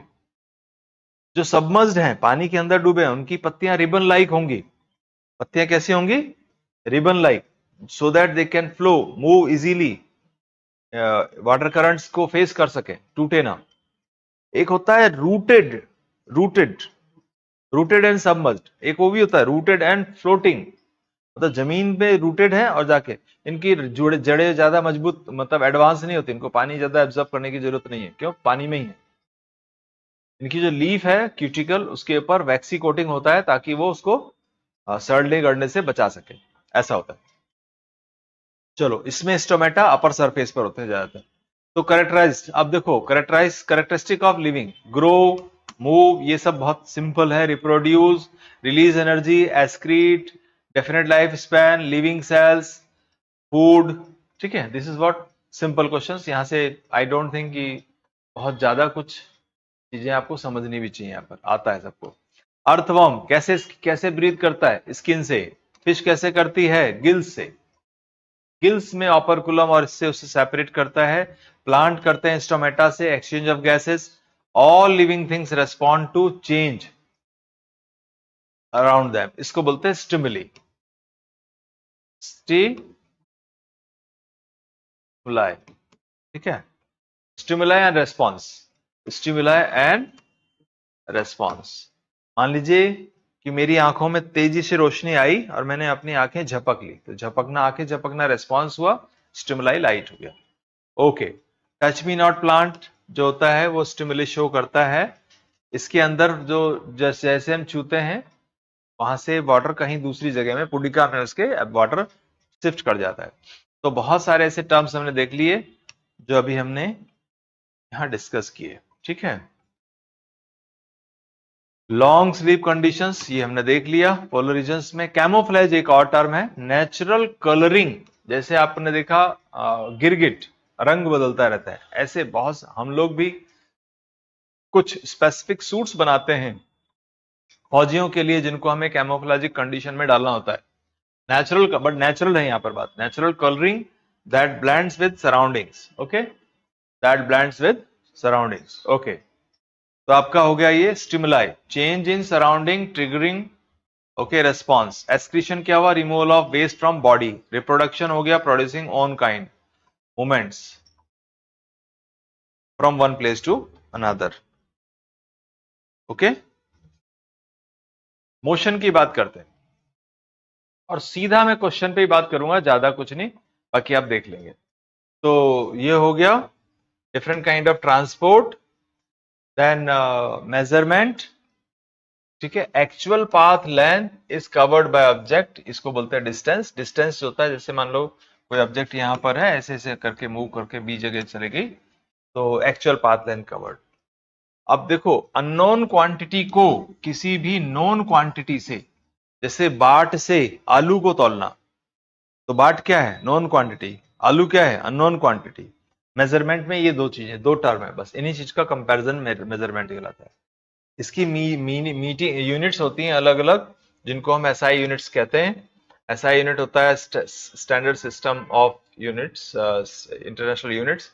और देखो मीटर होता है लेंथ के लिए मीटर, मास के लिए किलोग्राम, और इसके लिए ये बोलते हैं इसको MKS बोलते हैं in metric system. MKS conversion units के कुछ आ सकते हैं, इस पर आप बिल्कुल ध्यान रखेंगे, राइट।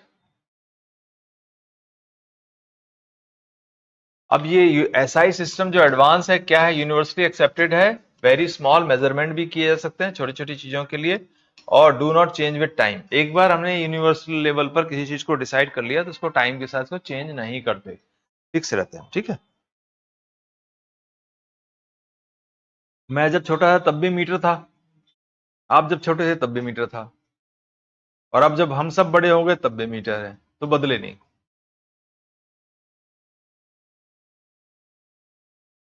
रिलेटिव सराउंडिंग के हिसाब से चीजें जब जगह बदल देती है उसको बोलते हैं मोशन।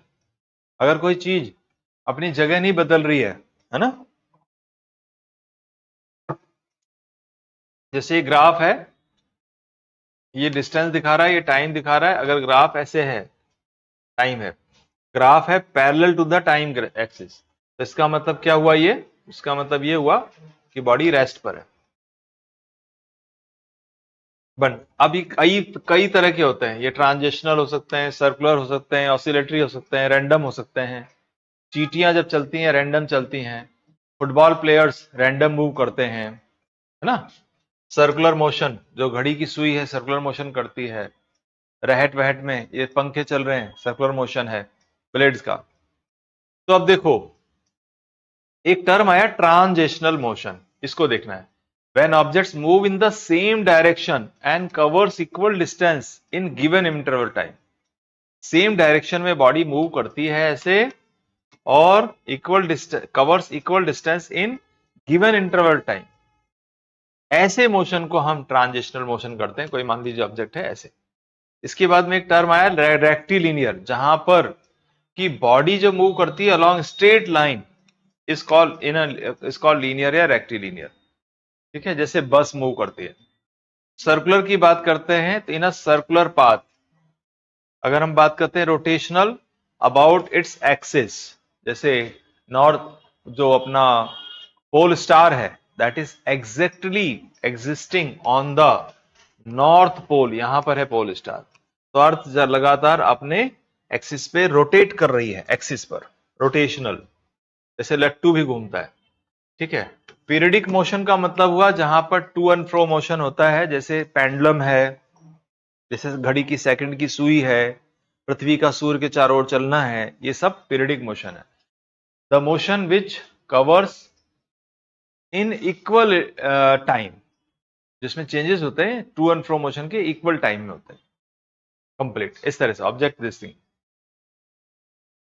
ज्यादा बात नहीं इस पर, okay. Then come to oscillation. Oscillation हुआ वन, मान लीजिए कि कोई ऐसे पेंडुलम है, ये एक एक्सट्रीम पोजीशन से दूसरे पे, दूसरे से यहां पर one complete to and fro motion of any of the oscillating vibrating body is called one oscillation, ठीक है। वाइब्रेटरी मोशन बहुत फास्ट जो ऑसिलेटरी मोशन होते हैं उनको बोलते हैं वाइब्रेटरी मोशन, जैसे तार को छेड़ दिया या प्रॉन्ग को हिट कर दिया, कई कई बार सैकड़ों बार इन अ सेकंड वो ऑसिलेट कर जाते हैं, ठीक है।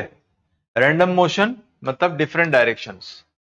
इंपॉर्टेंट डेफिनेशंस में अब देख लो, जैसे मेजरमेंट हमने देख लिया, स्टैंडर्ड यूनिट हम समझ गए MKS के।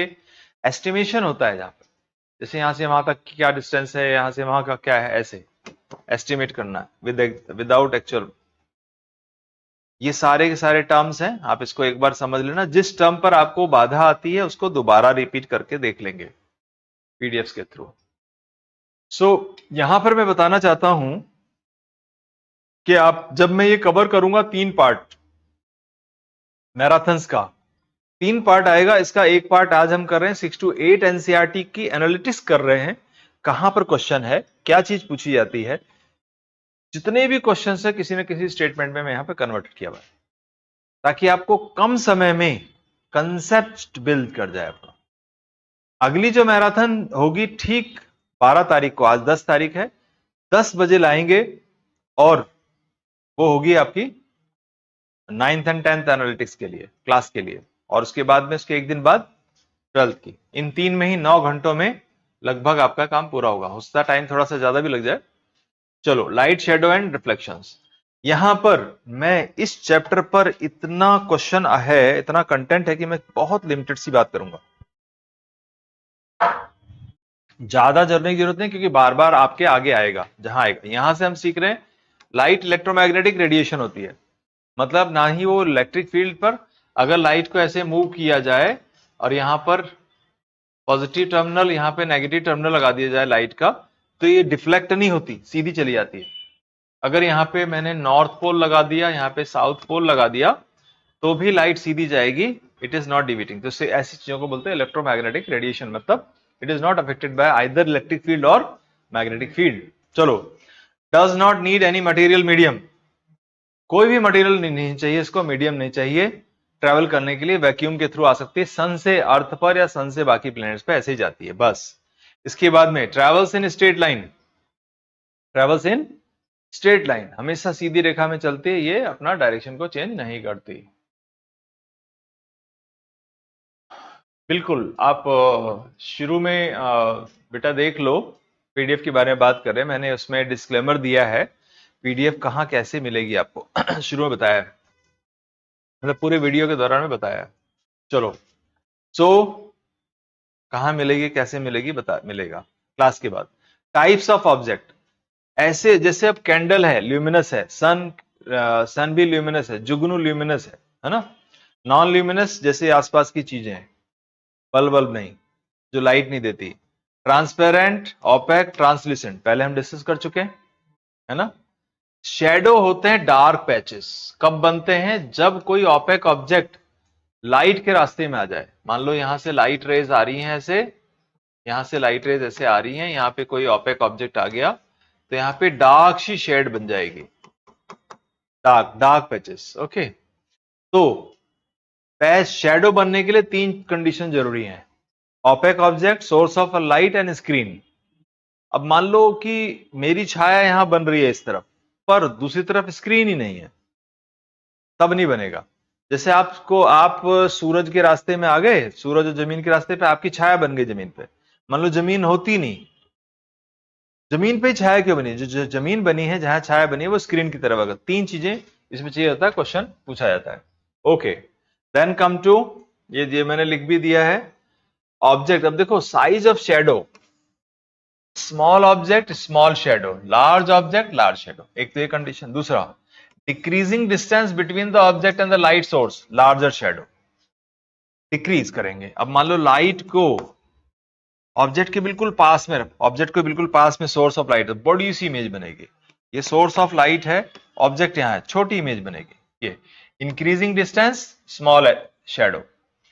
Umbra, dark part of the shadow. Penumbra, partially dark part of the shadow. ये बस इतना ही, अम्ब्रा जो है, पेनम्ब्रा, ये सब या तो हवा में कहीं, अब जैसे एरोप्लेन चल रहा है, उसकी छाया जमीन पे नहीं बनी, क्यों, क्योंकि जो उसका जो अम्ब्रा डार्क पार्ट है, that is umbra penumbra ratio में ही बन गया। मैं इस पर डिटेल में नहीं जा रहा। अम्ब्रा का मतलब डार्क और पार्शियली मतलब ये। लाइट रेज, अगर रे ऑफ लाइट है तो इसका मतलब कम लाइट रेज है, बीम का मतलब ज्यादा है, लाइट रे इसमें यही है। पिन होल कैमरा में कोई भी लेंस यूज नहीं होता, क्वेश्चन पूछा जाता है, पिन होल कैमरा में क्या कोई लेंस होता है, नहीं। तो क्या होता है, केवल एक डार्क बॉक्स होता है, उसमें एक तरफ होल होता है, दूसरी तरफ ट्रांसल्यूसेंट शीट होती है, TL शीट होती है, और कोई यहां पर पेड़ वगैरह है तो उसकी इमेज इस ट्रांसल्यूसेंट शीट पे बन जाती है, इधर से हम इसको देख लेते हैं, बस पिन होल कैमरा। ठीक है, डन। देन रिफ्लेक्शन, जो बाउंसिंग बैक होता है surface, light when fall on any of the object, चाहे वो रिफ्लेक्टिंग हो चाहे ना हो, जैसे आपके चेहरे पे लाइट पड़ रही है, उनके चेहरे पे लाइट पड़ रही है, वो रिफ्लेक्ट हो रही है, मुझे मेरे तक आ रही है, मैं देख पा रहा हूं, हम इन चीजों के आसपास पर लाइट पड़ रही है, रिफ्लेक्ट कर रही है, हम देख पा रहे हैं। ओके, इंसिडेंट रे, जो लाइट सोर्स से किसी ऑब्जेक्ट पर पड़ती है। रिफ्लेक्टेड रे, अब इस पर हम 10th में बात करेंगे, इसको यहां पर बात ज्यादा नहीं करते, या किसी डायग्राम पर आएगा वहां बात कर लेंगे, इसको मैं यहां ज्यादा बात नहीं कर रहा हूं। आप भी एक बार इसको चाहे तो क्रॉस कर दें। क्रॉस का मतलब ये नहीं कि रिक्वायर्ड नहीं है, क्रॉस का मतलब ये कि आगे कहीं डिटेल फॉर्म में आने वाला है। एस्ट्रोनॉमिकल शेडोज पर क्वेश्चन पूछा जाता है, तो इस पर हमें हमारी सीधी समझ होनी चाहिए, ये होते हैं सूर्य ग्रहण या चंद्र ग्रहण। अभी थोड़े दिनों पहले चंद्र ग्रहण हुआ था। तो चंद्र ग्रहण कब होता है? Shadow cast by earth on the moon. तो इसका मतलब यहां पर सन है, यहां पे अर्थ है और यहां पर मून है। तो shadow cast by earth on the moon is lunar eclipse. ठीक है। और अगर यही शैडो कैसे बन जाए? शैडो कास्ट बाय मून और अर्थ। यहां पे सन है, यहां पे मून है और यहां पे अर्थ है, मतलब मून बीच में है तो सोलर इक्लिप्स। मान लो मैं अर्थ हूं और आप सन हैं और हमारे बीच में मून आ गया तो मैं आपको देख नहीं पा रहा हूं, तो सोलर इक्लिप्स हो गया। सोलर को मैं सन को देख नहीं पा रहा हूं। ऐसा एक को देख लेना, दूसरे क्वेश्चन को निपटा देना। इस पर क्वेश्चन पूछे जाते हैं। Luminous, non luminous, transparent, opaque, trans, ये सारे के सारे टर्म्स हमने पूरे कर लिए। Then come to the next lesson. Okay, electricity and circuits. Electricity and circuits. Okay, देखो तो इलेक्ट्रिसिटी सर्किट्स में क्या बात करेंगे हम? The thing that causes bulb to glow called electricity and current. तो इलेक्ट्रिसिटी बेसिकली क्या है? फ्लो ऑफ चार्ज, बस, ज्यादा नहीं। इलेक्ट्रिसिटी सप्लाईज आवर हाउस, ये पावर स्टेशन से आती है। पावर स्टेशन जो होते हैं रिमोट एरियाज में कहीं कहीं होते हैं। पावर कट्स हो जाते हैं कभी कभी, तो हमें स्मॉल जनरेटर्स की जरूरत पड़ती है, वो इलेक्ट्रिसिटी को जनरेट कर सकते हैं। इलेक्ट्रिक सेल की बात करते हैं, तो ये सोर्स ऑफ इलेक्ट्रिसिटी है। सेल टेम्पररी डिवाइस है। केमिकल, पहला जो सेल है वो एलेक्जेंड्रो वोल्टा ने डिस्कवर किया था। ठीक है। तो एक क्वेश्चन आया कि कन्वर्ट्स, ये हमेशा केमिकल एनर्जी को, सेल जो होता है केमिकल एनर्जी को इलेक्ट्रिकल एनर्जी में कन्वर्ट करता है। सेल यही है, यहां पर इसी तरह का ट्रांसफॉर्मेशन होता है। कितने सेल में टर्मिनल्स होते हैं? वो जो कैप है पॉजिटिव नेगेटिव, बस। बल्ब की बात करें तो क्या होता है? कन्वर्ट करता है इलेक्ट्रिकल एनर्जी को लाइट में एंड हीट में। बल्ब को छुएंगे तो, जलते हुए ग्लोइंग बल्ब को छुएंगे तो हीट होता है ना, तो उसमें कन्वर्ट करता है। तो क्या हम हीट चाहते थे वहां बनाना? नहीं। तो उसकी एफिशिएंसी को डिक्रीज करता है, वहां एनर्जी का वेस्ट हो गया। Source of structure of bulb, glass covering होती है, उसके अंदर एक फिलामेंट होता है, पतला सा तंतु, जो टंगस्टन का बना होता है। और टंगस्टन की जो मेल्टिंग पॉइंट है वो बहुत ज्यादा होती है, और इसका जो मेल्टिंग पॉइंट है वो बहुत ज्यादा होगा, एंड इसकी जो रेजिस्टेंस है वो भी ज्यादा होती है, दोनों ही ज्यादा होती है टंगस्टन की। ठीक है। मेटल बेस से जुड़ा होता है टिप्स बॉटम पर। दोनों टर्मिनल जो बल्ब के आगे जाके सर्किट से जुड़ जाते हैं जो इलेक्ट्रिसिटी को पास करते हैं। जैसे ही टंगस्टन के थ्रू करंट, इलेक्ट्रिक एनर्जी पास की जाती है, वो रेड हॉट हो जाता है एंड स्टार्ट एमिटिंग लाइट। ठीक है, ये हो गया। Switch wires and this on off. ठीक है, वायर, स्प्रिंग, स्प्रिंग समझ लो। स्प्रिंग्स किसको बोलते हैं? इलेक्ट्रिक के case, in case of electrics link होते हैं between cell and the switch. Cell और स्विच के बीच में जो लिंक है वो स्प्रिंग बोलते हैं इसको। अब आगे आ गया इलेक्ट्रिक सर्किट्स। तो ये होता है बेसिकली क्लोज्ड पाथ या कंप्लीट पाथ। मान लो इसको मैं एक बहुत रफ सा टेक्निकल डायग्राम बना देता हूं। यहां मैंने सेल दिखा दिए, ठीक है, ये पॉजिटिव हो गया, ये नेगेटिव, तो पॉजिटिव से नेगेटिव की तरफ फ्लो करता है। यहां पे मैंने एक बल्ब दिखा दिया, यहां पे मैंने एक स्विच दिखा दिया, ये सर्किट है। ठीक है, क्लोज्ड पाथ, डन। डायरेक्शन जो होता है पॉजिटिव टर्मिनल से नेगेटिव होता है, ये कन्वेंशनल डायरेक्शन होती है। एक्चुअल दोनों डायरेक्शंस पर क्वेश्चन पूछे जाते हैं। डायरेक्शन ऑफ करंट कहां होती है? Positive to negative. ये कौन सी डायरेक्शन है? Conventional direction. ठीक है, और ये कन्वेंशनल डायरेक्शन होता है। साथ ही साथ में एक्चुअल जो फ्लो होता है वो नेगेटिव टू पॉजिटिव होता है इलेक्ट्रॉन्स का। क्लोज सर्किट मतलब नो ब्रेक, माने यहां पर स्विच ऑन है, ये स्विच ऑफ है। इसके बाद में सबसे पहला जो सेल बनाया एलेक्जेंड्रो वोल्टा ने, जो इटालियन साइंटिस्ट थे। कंडक्टर्स, इंसुलेटर्स, ये क्वेश्चन सिंपल हैं, आप जानते हो, बता रखा है पहले। सेफ्टी प्रिकॉशंस, हमें गीले हाथों से नहीं छूना है, बेयर फुटेड नहीं रहना है, रबर के सॉल्ट्स के साथ इसको यूज करना है।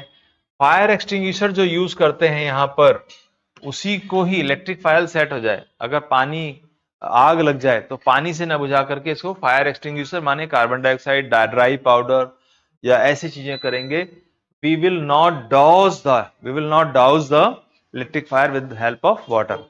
ओके, ठीक है। टर्म्स सारे के सारे इसमें फिर वापस दे दिए, आपको जो समझ में ना आए उस पर दोबारा क्रॉस चेक कर लेना। टर्म्स पर समझ होना बहुत जरूरी है। अब देखो, टर्म्स के साथ साथ यहां पर हम एक चीज और बता देते हैं, primary cell and secondary cell. दो तरह के हमारे जो मोबाइल में सेकेंडरी सेल्स होते हैं, क्यों? क्योंकि उनको हम बार बार चार्ज कर सकते हैं। जिन सेल्स को बार बार हम चार्ज कर सकते हैं वो कौन से हो गए? सेकेंडरी। और जिनको बार बार चार्ज नहीं कर सकते, फेंक देते हैं एक बार यूज करने के बाद, तो वो प्राइमरी। बस इतना ही फर्क है। सोलर सेल में सोलर एनर्जी इसमें कन्वर्ट हो गई है, बस। All done. Then come to the next lesson, fun with magnets. Fun with magnets. तो अट्रैक्ट करते हैं आयरन के ऑब्जेक्ट्स को, ना केवल आयरन, कोबाल्ट और निकिल को भी अट्रैक्ट करते हैं। तो जितने भी मैग्नेटिक सब्सटेंसेस होते हैं, जितने भी मैग्नेट होते हैं, आयरन, कोबाल्ट, निकल को अट्रैक्ट करते हैं। तो ये कैसे सब्सटेंस है? Magnetic in nature. ठीक है। अच्छा, इसके साथ साथ अब देखो, अगर मैग्नेट की बात करें, डिस्कवरी की बात करें, तो एक शेफर्ड वाली कहानी, जो मैग्नेस था, लगभग 2000 बीसी पहले की बात है, ये बीसी की बात है, मैग्नीशिया ग्रीस में इस चीज को किया गया था। तो इसकी एक हिस्ट्री है, इस पर बहुत रेयरली क्वेश्चंस कभी कभी स्टेटमेंट में पूछ लिया जाता है। मैग्नेटिक नॉन मैग्नेटिक हम समझ गए, ठीक है। पोल्स कितने होते हैं मैग्नेट के? दो, एक नॉर्थ एंड साउथ, ठीक है। और मैग्नेट जितने भी होते हैं उसके अंदर छोटे छोटे डोमेन्स होते हैं, छोटे छोटे टुकड़े होते हैं ऐसे, और वो सारे के सारे एक ही दिशा में अलाइंड होते हैं। वो सारे के सारे एक ही दिशा में अलाइन होते हैं, reinforced. All the domains in the magnet are reinforced, are align in one direction only, जिसकी वजह से वो स्ट्रेंथनिंग करते हैं। देन मैग्नेट एंड डायरेक्शंस, ये हमने बात कर लिया है। उसके बाद में मैग्नेटिक कंपास भी होता है, जिसके अंदर एक छोटी सी मैग्नेटिक सुई होती है, वो पाइवटेड है, एक धुरी पर लगातार मूव करती है, वो नॉर्थ एंड साउथ डायरेक्शन में रेस्ट करती है। बार मैग्नेट माने छड़ चुंबक, ठीक है। Magnetic property, like poles repel. अगर मान लो यहां पर मैंने नॉर्थ एस ले लिया है, एक और मैग्नेट ले लिया है जिसमें एन होगा, तो एक दूसरे को धक्का मारेंगे, वो धक्का मार के भगाएंगे, रिपेल करेंगे। और अगर आप अनलाइक पोल्स हैं, अपोजिट पोल्स हैं, तो अट्रैक्ट भी करेंगे, ठीक है। टच स्ट्रोक मेथड से किसी भी simple method of making magnet, अगर हम आयरन से आयरन के पीस को मैग्नेट बना लेंगे, टच स्ट्रोक मेथड, स्ट्रोकिंग की जाती है, ठीक है। मैग्नेटिज्म लूज कर सकता है यदि वो गिर जाए, हैमर्ड हो जाए, हीट किया जाए, मिसबिहेवियर किया जाए, मिसप्लेस किया जाए, तो ठीक है। और जितनी भी ऐसी डिवाइसेस होती हैं जहां पर कि मैग्नेटिक मटेरियल लगा हुआ है, जैसे सीडी हो गए, कैसेट्स हो गए, आपके मोबाइल्स, टीवी, इनमें सब में जहां पर इलेक्ट्रोमैग्नेटिक इंडक्शन हो रहा है, जहां पर भी इलेक्ट्रिकल एक्टिविटी चल रही है, जहां पर इलेक्ट्रॉन फ्लो कर रहा है, सर्किट में इलेक्ट्रिसिटी फ्लो कर रही है, मैग्नेट्स हैं, ऐसी चीजों से मैग्नेट को दूर रखना चाहिए, अदरवाइज उनके जो वर्किंग है, उनकी जो फंक्शनिंग है, वो इंटरप्ट हो जाती है। तो हमने ये सब सारी चीजें कर ली। आर्टिफिशियल कैसे बनाते हैं? मैग्नेटिक स्ट्रोक से। मैग्नेटिक फोर्स जो होता है, अब देखो ये मैग्नेट है, एक किसी दूसरे नॉन मैग्नेटिक मटेरियल को उसके फील्ड में लाएंगे तो वहां लाइंस दिख नहीं रही है, जैसे ग्रेविटेशनल फोर्स की लाइन दिख नहीं रही है, पर उसका अपना इफेक्ट है, उसी फील्ड को बोलते हैं, ठीक है। All done. डीमैग्नेटाइज कैसे कर सकते हैं वो हमने देख लिया। Then come to the next lesson, and this is what? Water. Is it clear? Water. Water देखेंगे। वाटर में क्या देखेंगे कि पहली बात तो एलिजर ऑफ लाइफ, बॉडी की, लिविंग बीइंग के लिए बहुत जरूरी है, बहुत सारे जो फिजिकल प्रोसेसेस हैं उनके लिए बहुत जरूरी है। इसके सोर्स क्या होते हैं? ओशन में पानी है 97%। वाटर साइकिल के अंदर बहुत सारी टर्मिनोलॉजीज होती हैं, evaporation, conversion of water vapour below boiling point, condensation, water vapours का ठंडे होना, और वो अपनी काइनेटिक एनर्जी को लूज करता होता है, पार्टिकल्स पास पास आकर के और चार्ज करते हैं क्लाउड को, ठीक है। प्रेसिपिटेशन, रेनफॉल, प्रेसिपिटेशन रेनफॉल हो गया, रन ऑफ हो गया, ये क्लाउड्स हो गए, कंडेंसेशन, ये सारी चीजें। रेन इन इंडिया में कभी कभी कहीं कहीं ऐसा होता है कि फ्लड्स आ जाते हैं, ड्रॉट्स आ जाते हैं, हमने ज्यादा बात नहीं समझनी है। स्कैंटी रेनफॉल होती है डिफरेंट रीजन्स में। Ground water and depletion, ground water remain in the ground may be depleted, अगर हम इसको ज्यादा कंज्यूम कर लें तो। वाटर कंजर्वेशन बहुत जरूरी है, इसको बोलते हैं catch water wherever it falls, ये है वाटर कंजर्वेशन का कंसेप्ट। तो इसमें रेन वाटर हार्वेस्टिंग है, रूफ वाटर को पानी टैंक में इकट्ठा कर लेंगे ग्राउंड में, और वहां से फिर उसको सफाई वगैरह करके उसको पानी को यूज कर लेते हैं। बहुत सारे टर्म्स हैं इसमें, हमने सारे पूरे किए हैं। क्लाउड जो होता है वो क्या है? Water droplets floating in air. Cloud is nothing, it is water droplets floating in air, this is only cloud. Charge of cloud का मतलब है वो टाइनी ड्रॉपलेट उसके साथ जुड़ते जा रहे हैं। देन स्नो जो होता है, स्नो होता है, हेल होता है। अगर मान लो वो जो पानी बादल है वो फ्रीज करके पैलेट्स के फॉर्म में, टुकड़ों के फॉर्म में जमीन पे गिरे तो वो है हेल। और जो स्नो होती है वो क्या होती है? Water droplets falling as light flakes, light हल्के हल्के फुआर के रूप में होती है फ्लैक्स। ठीक है। ड्यू जो होती है, पानी की बूंदे हवा में जो है, वो कभी कभी टेम्परेचर कम होने की वजह से क्या हो गई? कंडेंस हो गई और वो ड्रॉपलेट की फॉर्म में कन्वर्ट हो गई। ग्राउंड वाटर का मतलब है water seeping into the ground and becomes part of it. Water conservation ये हुआ कैच वाटर। ड्रॉट होता है कंडीशन जहां पर कि पानी बहुत कम हो गया है for long period of time, water harvesting होता है कैच करना इसको। ठीक है। एयर अराउंड अस, राइट, इसमें इतना ही समझना है हमने, ज्यादा नहीं। Okay, air around us. Air around us में क्या होगा? पहली बात तो अगर हवा बह रही है, काइनेटिक एनर्जी है उसको, तो उसको बोलते हैं विंड। एयर का मैक्सिमम पार्ट 99% ऑफ एयर ये दो गैसेस हैं, बाकी 1% दूसरा कुछ है। इसमें अबाउट फोर्थ फिफ्थ पार्ट, 5 में से 4 तो नाइट्रोजन ही है और एक है लगभग ऑक्सीजन। ठीक है, तो फोर्थ फिफ्थ पार्ट नाइट्रोजन होता है। यानी ये चीज बहुत अच्छी होती है। नाइट्रोजन पूरे के पूरे एनवायरमेंट में, एयर में और सारे फैक्टर्स को इररिएक्टिव रखता है, इनर्ट रखता है, वो कई सारे प्रोसेसेस को रोकता है। ठीक है। कार्बन, बाकी भी चीजें हैं इसमें, हम देखेंगे धीरे धीरे करके और चीजें भी। कार्बन डाइऑक्साइड है इसमें 0.03 और कभी कभी कहीं कहीं लिखा जाता है 2.04। ठीक है, इसकी मात्रा डिपेंड करता है। ऑक्सीजन का सोर्स, एकमात्र सोर्स ऑक्सीजन पैदा होने का है फोटोसिंथेसिस। फोटोसिंथेसिस के अलावा ऑक्सीजन कहीं भी नहीं प्रोड्यूस होती। ठीक है, ये क्वेश्चन पूछा जाता है। डन। और बहुत सारी चीजें हैं। क्या डस्ट, स्मोक, वाटर वेपर होते हैं इसमें? बिल्कुल होते हैं। ठीक है, बस। विंड मिल्स जो होती हैं वो वाटर को यूज, सॉरी, एयर को यूज करती हैं चलने के लिए। विंड मिल्स के बारे में डिटेल हम आगे बात करेंगे, आगे डिटेल आएगा, और बात नहीं करते। जितने भी बर्ड्स फ्लाई करते हैं, इंसेक्ट फ्लाई करते हैं, एरोप्लेन वगैरह करते हैं, एयर की वजह से होता है। अगर एयर बीइंग मटेरियल इसको बायंसी ना डेवलप करे तो these things can not fly, this thing can not move. Humidity हुआ amount of water vapour in air and that is measured kilogram per metre cube. Humidity को ऐसे नाप लेते हैं। पॉल्यूटेंट्स हुए हार्मफुल सब्सटेंसेस इन एयर।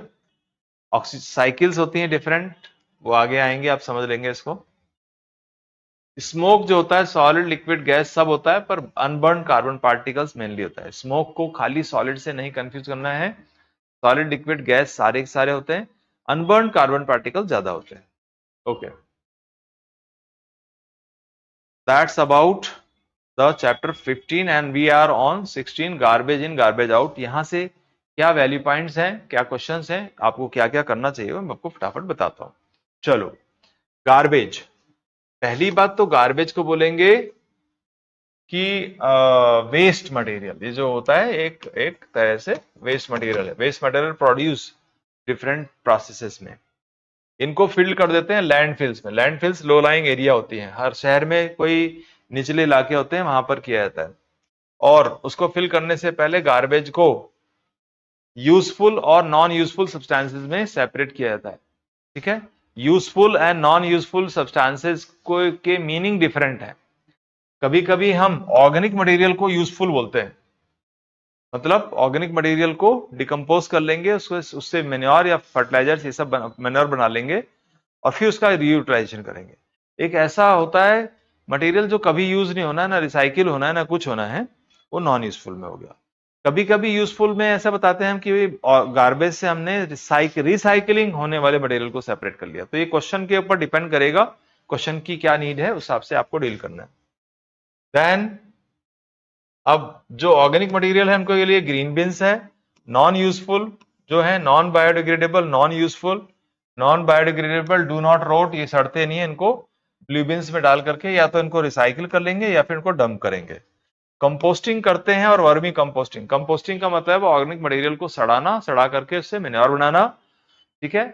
अगर वो normal कर किया जाता है कहीं तो कंपोस्टिंग होता है, उसके अंदर रेडवॉर्म्स, जो इंडिया का अर्थवॉर्म है, इंडिया में पाए जाने वाली स्पीसीज, इंडिया का नहीं मतलब इंडिया में पाए जाने वाली स्पीसीज फेरिटीमा पोस्टुमा, रेडवॉर्म, वो अपनी बॉडी वेट के बराबर खाना रोज खाता है, ऑर्गेनिक मटेरियल रोज खाता है, उसकी पॉपुलेशन बहुत तेजी से बढ़ती है और ये ऑर्गेनिक मटेरियल को डिकम्पोज करता है। वर्मी कंपोस्टिंग में ये होता है और उसको मेन्योर को यूज कर लेते हैं। रिसाइकलिंग ऑफ मटेरियल, जितने भी ऐसे सब्सटेंसेस हैं, पेपर, प्लास्टिक, मेटल, ग्लास, इनको रिसाइकिल कर लिया जाता है डिफरेंट प्रोसेस से, ठीक है। बहुत से ऐसे मटेरियल हैं जो काफी हजार्डस होते हैं अगर वो एनवायरनमेंट में रहेंगे तो, ठीक है। गार्बेज को बेस्ट प्रैक्टिस है, चाहे एक तो मिनिमाइज करना है, अच्छी अच्छी चीजें यूज करनी है, बस ये नॉर्मल है, इसको आप देख लेना। Garbage, waste, landfills, compost, composting, vermi compost, recycling and all. So this is all from this chapter and I am just expressing have a nice day ahead.